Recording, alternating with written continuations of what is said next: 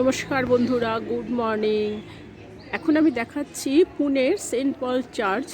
110 বছরের পুরনো আর পর্তুগিজদের এই চার্চটা। আজকে আমি সকাল সকাল এসে গেছি দেখার জন্য, ছুটির দিনে, রবিবার দিন। পুরো চার্চটা ঘুরিয়ে দেখাবো।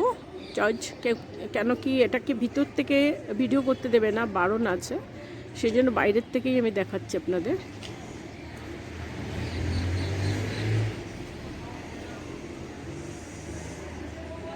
পুরো চার্চটা এখন ঘুরে দেখাবো আমি।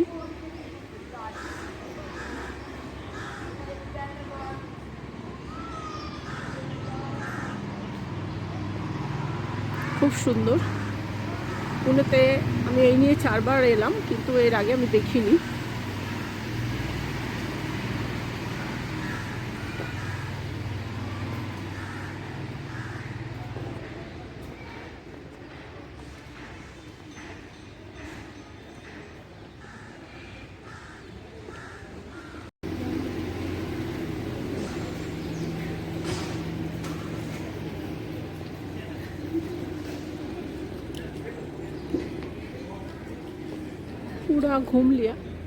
পুরোটাই আমি ঘুরে দেখাচ্ছি।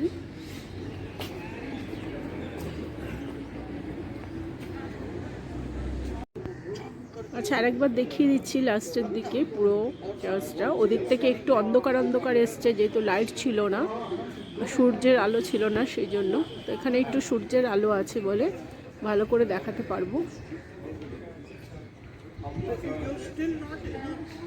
এখানে দেখিয়েই শেষ করব ভিডিওটা।